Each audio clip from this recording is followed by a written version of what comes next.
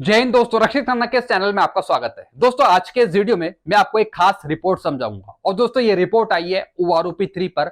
Social media में ये बताया जा रहा है कि कहीं ना कहीं भारत सरकार OROP 3 पेंशन टेबल देने में देरी कर सकती है। और इसका क्या कारण बताया जा रहा है?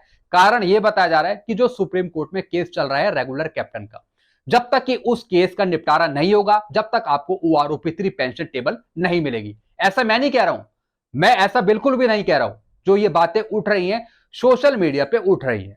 तो दोस्तों जो केस चल रहा है सुप्रीम कोर्ट में, क्या इसकी वजह से OROP 3 में देरी होगी? इसकी जानकारी मैं आपको आगे दूंगा। जैसा आपको पता है सुप्रीम कोर्ट में एक केस चल रहा है रेगुलर कैप्टन का। जो विसंगतियां हैं कैप्टन की पेंशन में OROP में, उसको दूर करने के लिए यह केस चल रहा है और इसकी सुनवाई नवंबर में है। दोस्तों सुप्रीम कोर्ट ने केंद्र सरकार पे जुर्माना भी लगाया है कि आप रेगुलर कैप्टन की पेंशन में सुधार क्यों नहीं कर रहे हैं, इतना टाइम क्यों लग गया। उसी की सुनवाई दोस्तों नवंबर में होनी है। दोस्तों यह भी बताया जा रहा है कि केंद्र सरकार पे बहुत बड़ा दबाव है, बहुत तगड़ा दबाव बनाया गया है केंद्र सरकार पे। एक तो वोटों का दबाव है, जो उन्हें वोट कम पड़े, ऊपर से तमाम संगठनों ने जो दबाव बनाया है केंद्र सरकार पे कि आप विसंगतियां दूर करें, एक अच्छी पेंशन टेबल दें OROP 3 की। तो क्या भारत सरकार लेट लतीफी इस वजह से कर सकती है कि वो और तैयारी करेगी एक अच्छी पेंशन टेबल देने के लिए OROP 3 की? यह भी बताया गया है इस रिपोर्ट में। OMGC की रिपोर्ट को लागू करने के लिए भी बहुत सी चीजें बताई हैं। जी हां दोस्तों, OMGC की रिपोर्ट अगर लागू होती है तो बहुतों को इसमें फायदा मिलेगा। तो और भी बहुत सी चीजें बताई हैं इस रिपोर्ट में, तो यही जानकारी मैं आपको इस वीडियो में दूंगा। वीडियो में आगे बढ़ने से पहले एक छोटी सी अपील कर रहा हूं, अगर आप पहली बार मेरा चैनल देख रहे हैं या फिर ये वीडियो देख रहे हैं तो आप मेरा चैनल सब्सक्राइब भी कर सकते हैं, जिसका नाम है रक्षित खन्ना, क्योंकि ऐसी जानकारी अक्सर आपको मिलती रहती है इस चैनल के माध्यम से। दोस्तों चैनल को आप जरूर सब्सक्राइब करें ताकि जो मेरे वीडियोस के नोटिफिकेशन है वो आप कंटिन्यू लेते रहे। चलते हैं दोस्तों आगे बढ़ते हैं।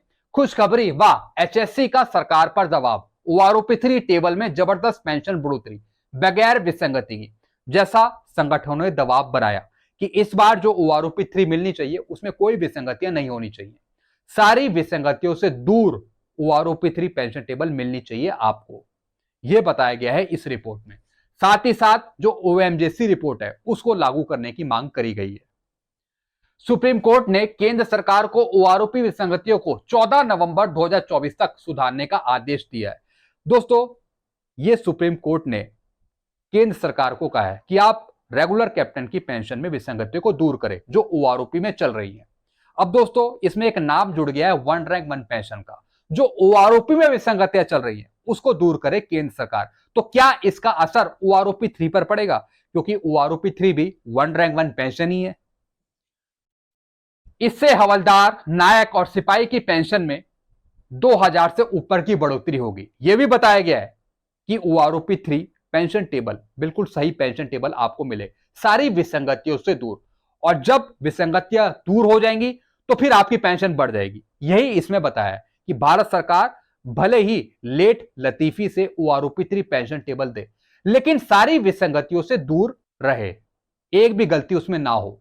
यह फैसला पेंशनर्स के लिए आर्थिक सुरक्षा और स्टेबिलिटी लाएगा। अगर दोस्तों बहुत अच्छी आपको OROP 3 पेंशन टेबल मिलती है तो दोस्तों फिर आपको कोई नुकसान नहीं होगा, यही इसमें बताया है। हाल ही में सुप्रीम कोर्ट ने केंद्र सरकार को तगड़ा झटका देते हुए OROP की विसंगतियों को सही करने का आदेश दिया है, जैसा कि रेगुलर कैप्टन के केस में कहा गया है।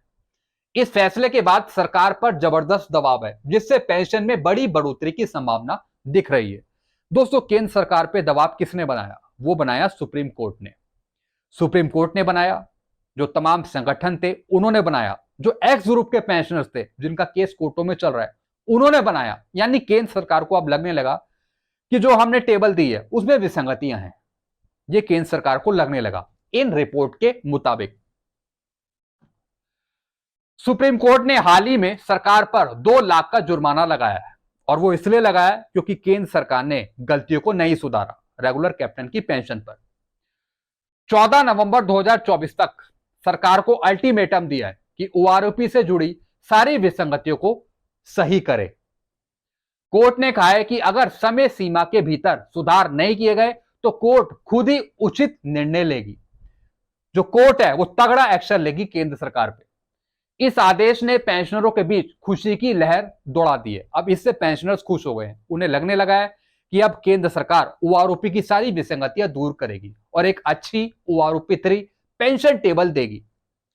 कोर्ट ने यह फैसला करते हुए सरकार को स्पष्ट निर्देश दिए हैं कि ओआरओपी की विसंगतियों को दूर किया जाए और पुराने पेंशनर्स के हित में कदम उठाए जाएं।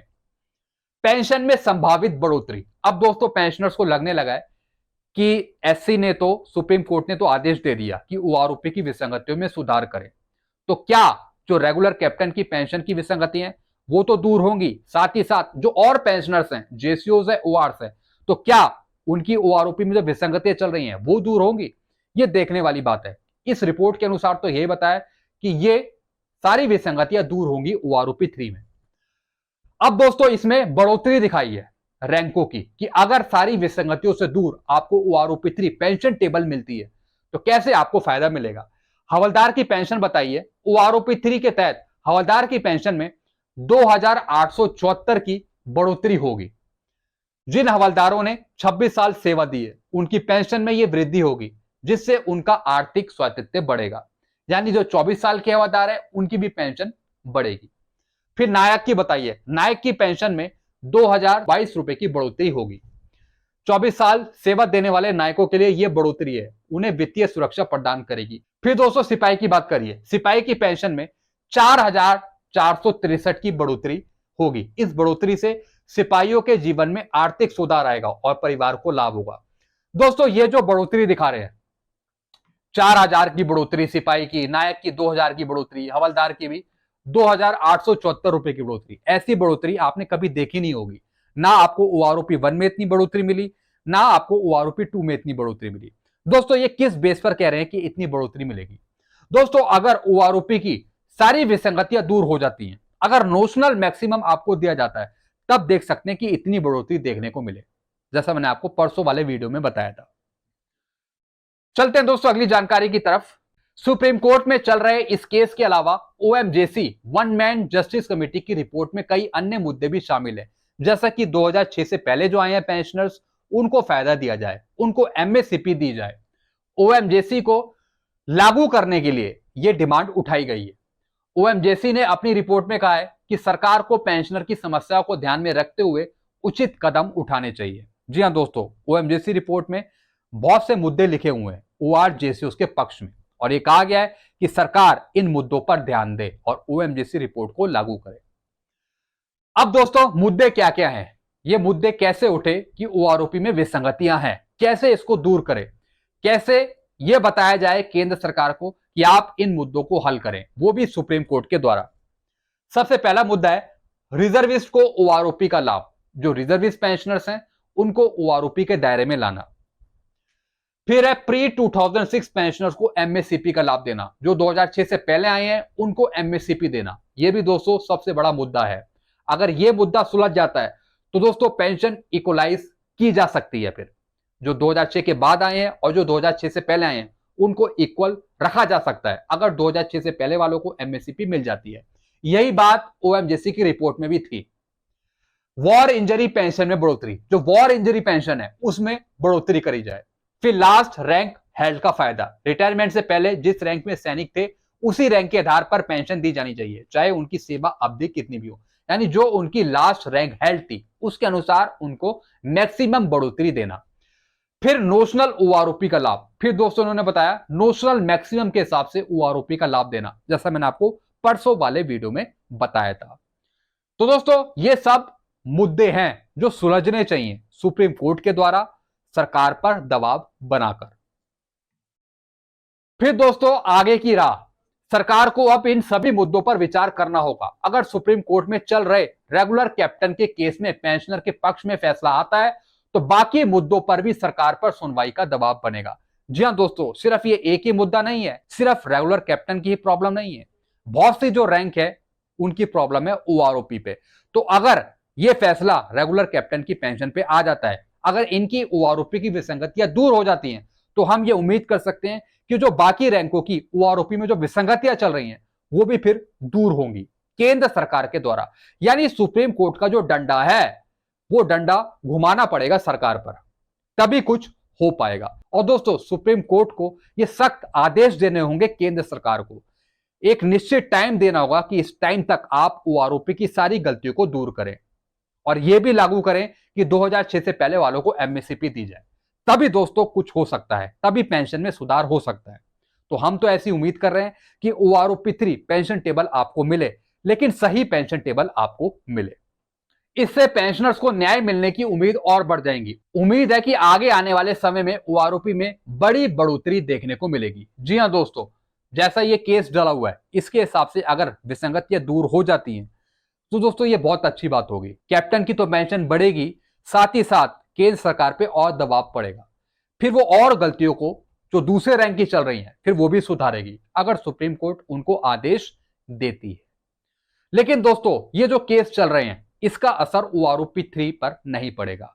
ओआरओपी 3 पेंशन टेबल बहुत जल्द आपको देखने को मिलेगी, क्योंकि ये जो केस चल रहे हैं बहुत पहले से चल रहे हैं, ये कोई अभी के केस नहीं चल रहे हैं। चूंकि डीएसडब्ल्यू डिपार्टमेंट ने 10 जुलाई का लेटर भी निकाल दिया है, जैसा कि मैंने डीएसडब्ल्यू डिपार्टमेंट से बात भी करी थी, उनका यही कहना है कि सीजीडीए टेबल दे देगा तब हम लेटर इशू कर देंगे। तो बहुत जल्द दोस्तों सीजीडीए टेबल की तैयारी कंप्लीट करेगा और बहुत जल्द आपको टेबल्स देखने को मिलेगी। दोस्तों मुझे नहीं लगता कि ये जो केस चल रहे हैं इसकी वजह से ओआरओपी 3 पेंशन टेबल में देरी होगी या फिर बहुत लेट मिलेगी, ऐसा मुझे नहीं लगता। ये केस ऑटोमेटिकली चलते रहेंगे साइड बाय साइड और भारत सरकार ओआरओपी 3 पेंशन टेबल दे देगी, ऐसा मुझे लगता है। और दोस्तों जो एक्स ग्रुप का जो केस चल रहा है विभिन्न कोर्टों में, उसका असर भी ओआरओपी 3 पर नहीं पड़ेगा, उसका असर भी नहीं पड़ेगा। कई पेंशनर कह रहे हैं कि उसकी वजह से ओआरओपी 3 में देरी होगी। नहीं दोस्तों, वो केस साइड पे साइड चलते रहेंगे, क्योंकि दोस्तों कोर्टों का आपको पता ही है कितने लेट लतीफ चलते हैं केस और निर्णय इसका कितना लेट आता है। तो इसकी वजह से मुझे नहीं लगता कि आपकी ओआरओपी 3 पेंशन टेबल रुक जाए, ऐसा नहीं लगता मुझे। आप भी नीचे कमेंट करके बताइए आपकी क्या राय है। मुझे तो ऐसा लगता है कि बहुत जल्द आपको ओआरओपी 3 पेंशन टेबल मिलने वाली है। तो दोस्तों थोड़ा सा यहां पे वेट करिए, हम अच्छी उम्मीद करते हैं कि बहुत जल्द आपको ओआरओपी 3 पेंशन टेबल मिले। तो दोस्तों ये कुछ जानकारियां थी जो मैंने आपको समझाई हैं। अगर सही में विसंगतियां दूर होती हैं ओआरओपी 3 में तो दोस्तों फिर अच्छी खासी बढ़ोतरी देखने को मिलेगी, जैसा कि इसमें बताया गया है। किसी को 25 रुपए की बढ़ोतरी, किसी की 2,900 रुपए की बढ़ोतरी, 4,000 रुपए की बढ़ोतरी। क्योंकि दोस्तों जो भी आपकी पेंशन कम हो रही है वो विसंगतियों की वजह से हो रही है। अगर विसंगतियां ही दूर कर दी जाती हैं तो फिर आपको पेंशन में मैक्सिमम फायदा मिल पाएगा। जी हाँ दोस्तों, चाहे वो नोशनल मैक्सिमम के हिसाब से दें, चाहे वो टॉप अप पे स्केल के हिसाब से दें, कुछ दें लेकिन सब विसंगतियों को दूर करके। तो दोस्तों ये कुछ जानकारी थी जो मैंने आपको समझाई। वीडियो आपको अच्छा लगता है वीडियो को लाइक करें और इस चैनल को सब्सक्राइब कर सकते हैं, जिसका नाम है Rakshit Khanna. Thank you so much.